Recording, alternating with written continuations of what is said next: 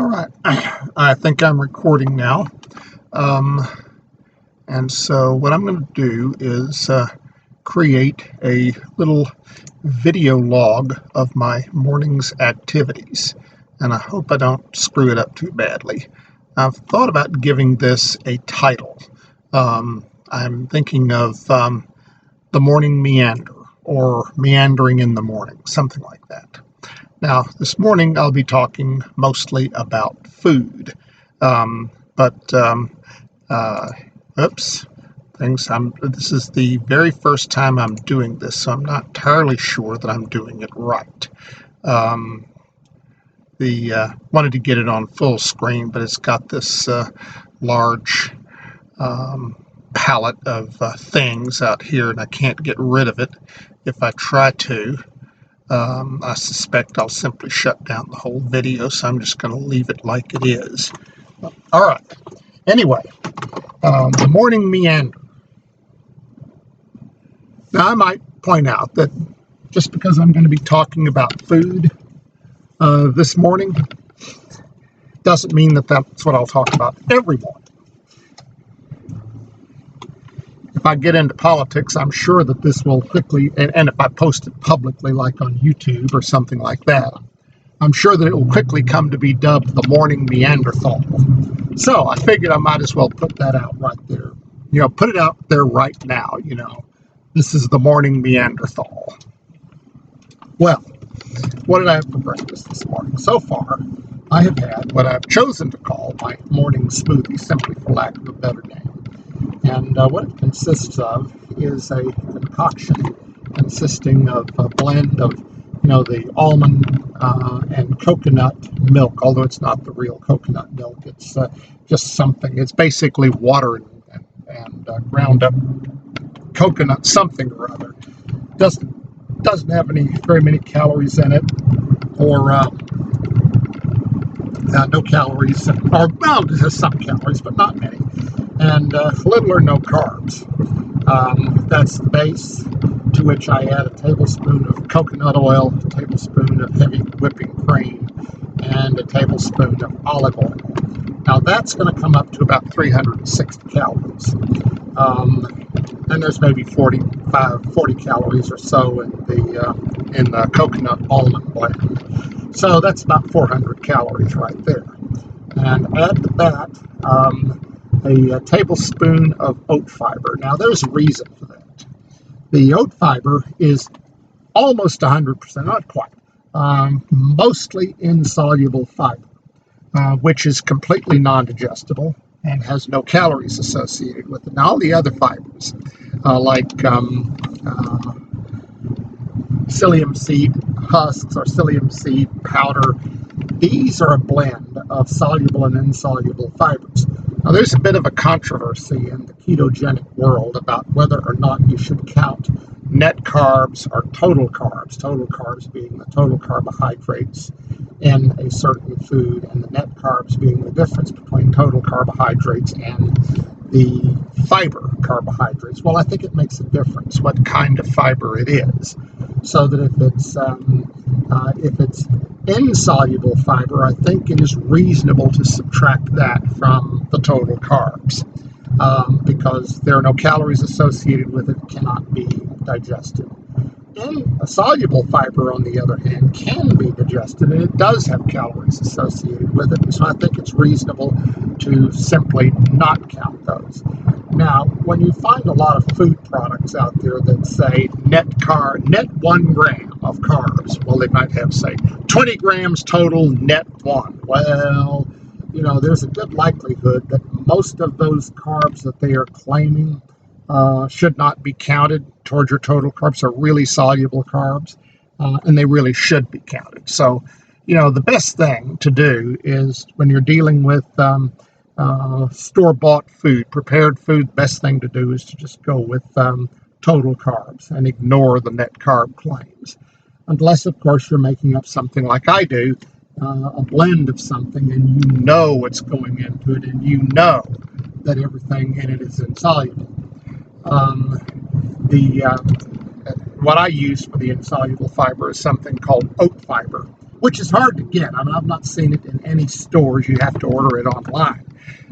But in any case, the point of this morning smoothie is to provide, oh, I forgot, about a heaping tablespoon of whey protein powder now. I get the grass-fed whey, which a lot of people probably wouldn't want to do simply because it's more expensive. But anyway, the point of this this morning routine with the morning smoothie, the coconut, almond, whey, blend, and so on, is to provide a base of about 500 calories for the beginning of the day. And it provides, protein, fiber, and about 70%, 70 to 80% of the calories are going to come from fat, which would be the olive oil, the whipping cream, and the coconut oil. And that falls right in with the macronutrient total guidelines that are mostly observed for ketogenic diets, which is what me and my wife are on, which has worked great guns, and I'll talk about it in a few minutes. But right now, I have to go do something, and I will be right back. I'm going to pause this recording, and I shall be... Okay, I'm back. So I'll resume. The point of it, as I said, is provide about 500 calories, which is the basis for the day. Now, if I choose... And I know this assumes that everybody knows what intermittent fasting is and what ketogenic diets are and so forth. I'll go into that in more detail later if there's any requirement for it. But basically, I can survive on my morning smoothie for quite some time if that's all I have for the day. There's one other problem involved in this. Let me just say that the ketogenic diet has worked wonders for losing weight. I mean, I've been overweight most of my life, and using the ketogenic diet, I've been able to drop about 50 pounds, maybe 60. I don't know exactly what my beginning point was. In a space of about, since late February, early March, which would be a period of about, say, March, April, and we're into May. Maybe about 3 months total. So I don't think that's a bad record for 3 months of effort. But there's another, so it works well for losing weight. My blood pressure appears to be very low. Well, not low, but I mean, it's normalized. Of course, I'm still under medication, so I don't know whether or not I should drop or reduce any of the medication. I'm going to talk to the doctor about that. But underlying all of this, there is another problem, and that problem is caffeine addiction. I'm a major caffeine addict. At the height of my caffeine addiction, I was going through 10 Cokes a day at a minimum, sometimes a full case a day. Now, that works out anywhere between, depending on whether it's only 10 cans or a whole case, that works out to anywhere between 750 and 850 milligrams of caffeine a day. That's just a shade under the toxic dose of 1 gram. So it's been a major problem. But at the time that I began the ketogenic diet, I also started out with something that was called bulletproof coffee, which is essentially a form of coffee with butter in it. Of course, the person who was selling it was selling you super splendiferous fine grains of coffee, and they claimed it wouldn't work unless you paid his extraordinarily high prices and so on. But, I figured the key to this, of course, was just, put fat in the coffee. And the argument was that, if you put fat in the coffee, butter was what they used in the case of bulletproof coffee, and then blended the bejesus out of it, the caffeine would all be bound up with the fat molecules, and it would be a slower release into the system to begin with, and a slower decline. So it'd be more like an easy takeoff and a softer landing instead of a blast off and a crash, which made sense.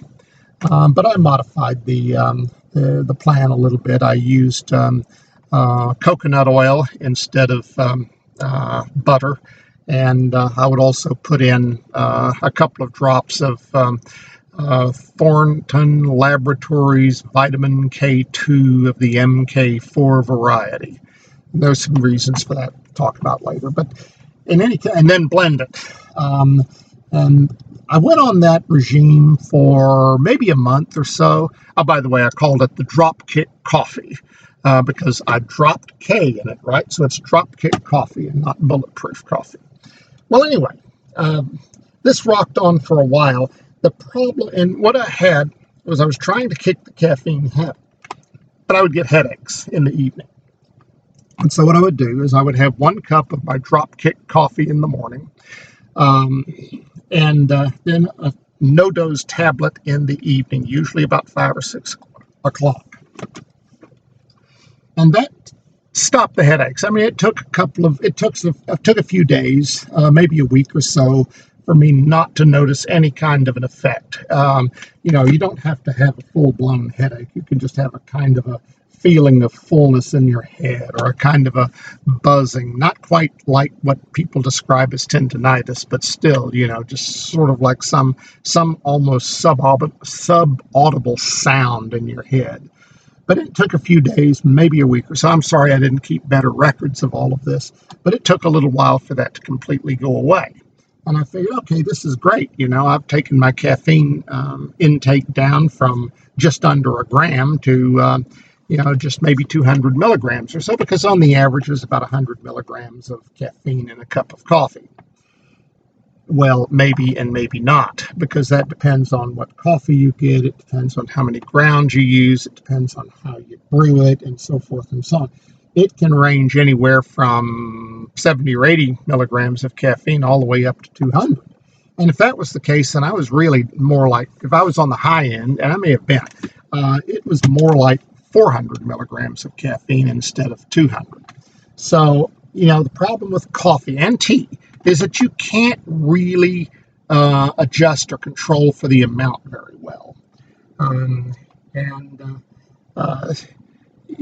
So what I did was I dropped the coffee. I dropped my drop kick coffee, and I started using no dose only. I would use 1/2 of a no dose tab in the morning around as soon as I got up, and then 1/2 of a no dose tab in the evening around 5 or 6 o'clock.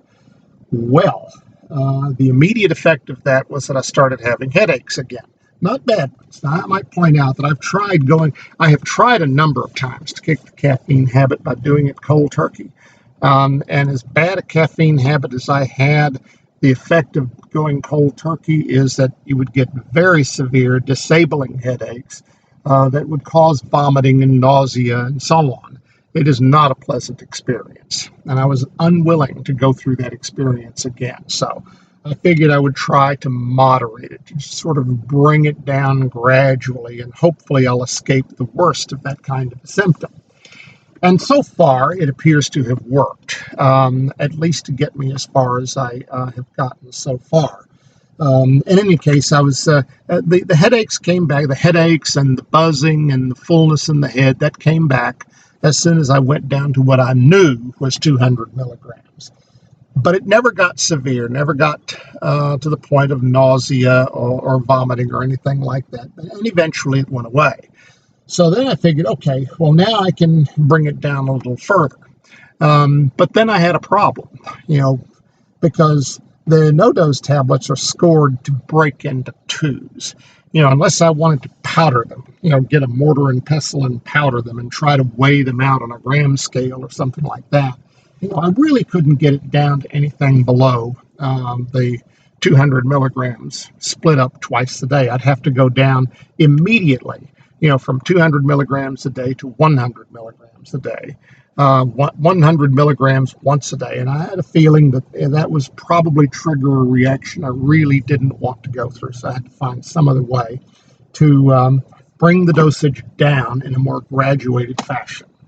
Well, enter an old demon.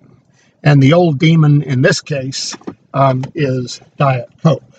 Because say what you will about Diet Coke, and I know the stuff is terribly addicting. So addicting, and I bought so much of the stuff over the years that the president of Coca-Cola actually sent me a thank you letter for all my purchases. But in any case, what I discovered was that Diet Coke has 3.86 milligrams of caffeine per ounce. And it comes in a number of popular sizes. You have the 7.5-ounce small can, the 12-ounce standard can, and the 16-ounce large can. And using that, you can very carefully moderate whatever amount of caffeine you're taking in. And so using Diet Coke instead of no-dose tablets, I brought the caffeine down, first, and each time I brought it down a notch. I brought it down first to about 150 milligrams. That's basically 3 12-ounce cans. Well, it's a little bit more than that, but a little bit less, I should say. But the point is, after I had that fairly large step down of 50, almost 60 milligrams in one fell swoop, the headaches came back. Not bad enough to cause nausea or vomiting or anything like that. But the headaches did return, and so I figured, okay, the way I'm going to do this is that I'm going to graduate it. If going down 50 milligrams at a step is too much, I'm going to take it back up to 175 milligrams and see if that solves the problem. Well, I did that, and it stabilized. Headaches went away. I read on the net that it takes about 9 days for your body to acclimate to a certain level of caffeine. And I thought, well, okay, fine. I'll just graduate it down maybe 25 milligrams at a step, and I'll allow 9 days to acclimate to it. Except that if I followed that regimen, it would take a long time to totally decaffeinate, and I wanted to decaffeinate faster than that. So I figured, okay, fine, I'll just do it. I'll just ratchet back up and do it only as long as it takes for the headaches to go away, and then I will ratchet down again. Well, yesterday I was at 116 milligrams, no headache. The day before that I was at 120 milligrams, again, no headache.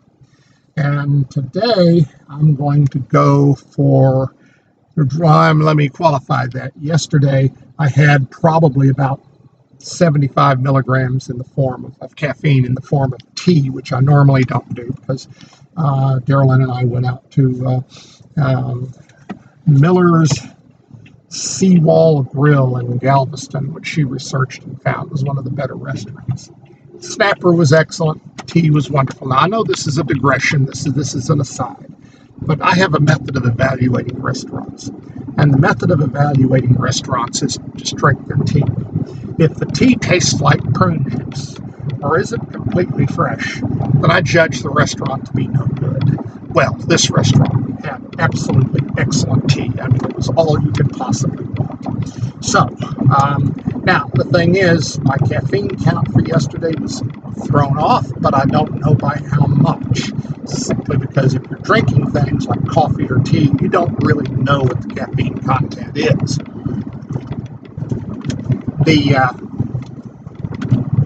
You don't know what the caffeine content is, and it's a different kind of caffeine than you find in coffee or probably in no-dose as well. So I have no idea what the effect of that is, but my schedule was to choose this weekend, when I'm off work, to go below 100 milligrams a day, which has been my goal here. And today, if I have 2 12-ounce cans of Diet Cokes, one in the morning and one, say, late in the evening, say around 5 or 6 o'clock, then I'll take in and I have no tea or anything else, then I will take in a total of 92 milligrams of caffeine, which will be below my goal of 100 milligrams. And if I get no bad reaction from that, or if it's the reaction is, if I have a reaction, say headaches or head buzzing or whatever, and it's just tolerable, well, I'll tolerate it for the few days that it takes, for that to go away, and then I'll drop it down again, probably by substituting, one of their 7.5-ounce cans for one of the 12-ounce cans, which will take it down from another 15 milligrams, and we'll follow that path. If that works out, then we'll take it down another 15 milligrams and so forth.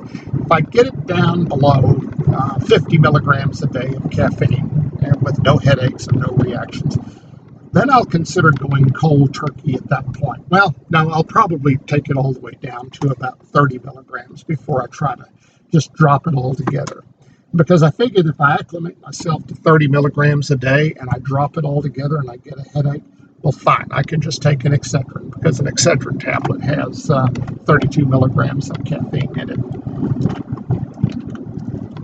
Anyway, the trick to doing that is to I know Diet Coke is highly addictive, as I said, and in a sense, and using it for the purpose of this kind of calibration is sort of like teasing the demon, and you have to be really careful with that. But so far, it's worked out. I have a schedule that I use, and it's worked, and I'm on track to get below 100 milligrams a day of caffeine. Okay. Well, that's about it. The rest of the diet is mostly just ketogenic, the usual things. There's a controversy, as I said, on whether or not you should use net carbs or total carbs. And most of the people who are really hard into ketogenic diets will tell you count total carbs, don't bother with this net stuff. Because the net carbs is an advertising thing that it's totally unregulated. When the food manufacturers put total carbohydrates on their food label, that is actually regulated. They have to be honest about that. But net carbs is not a regulated term, and so consequently it can mean anything that the manufacturer wants it to mean, and that's why you shouldn't trust it. But it's not like you have to avoid fiber altogether. You can make sure that the fiber that you are using truly has no calories in it, truly is non-digestible, and then you have to know your sources. And the only purely non-digestible carbohydrate that I know of, or non-digestible fiber that I know of, is to be found in oat fiber, which is the ground up oat hull of the oat. And like I said, that stuff is hard to find. You have to buy it online. Honeyville is the source that I use. So anyway, you use the oat fiber, and then just know very carefully, the ingredients that you're putting into your food. You cannot avoid carbohydrates, nor should you. At the seawall, at Miller's Seawall yesterday, we had broccoli with drawn butter, which I'm sure had some carbohydrates in it. We had an excellent shrimp salad, which of course contained a red sauce based on ketchup, which was full of sugar. But you don't use very much of that stuff. You just put some on the end of your shrimp, enough to take away the shrimpy taste, and that probably didn't add very much. And then otherwise, the red snapper was excellent. You get it broiled and not in any way fried, because they'll fry it with a high carbohydrate crust. So it's a pretty standard ketogenic diet. It works for us. We had the good fortune that the waitress was also using a ketogenic diet and understood exactly what we needed and what we wanted, and was served it perfectly. So that worked out extremely well. Now, the effect of having what I think was probably a little more carbohydrated lunch than I'm used to is that it did drop my ketone level down noticeably. I've been, according to the keto sticks, which I understand is not the best way to measure it, somewhere between moderate and large. It dropped it down to somewhere between small and moderate. So I think it did have an effect on the ketone level. That's about it. I'll think of another topic tomorrow. I'm thinking about clothes. So, signing off. This is the Morning Meanderthal.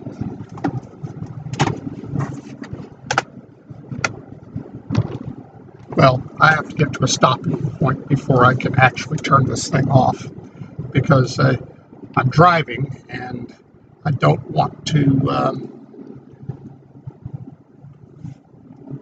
turn anything off or do anything with the computer until I am actually at a stopping point. And the red light is coming right up. I'll be able to turn it off then. I suspect, however, given the time the light has been on, that I'm probably going to miss the mark a little bit, especially if I drop the mouse. But here it is.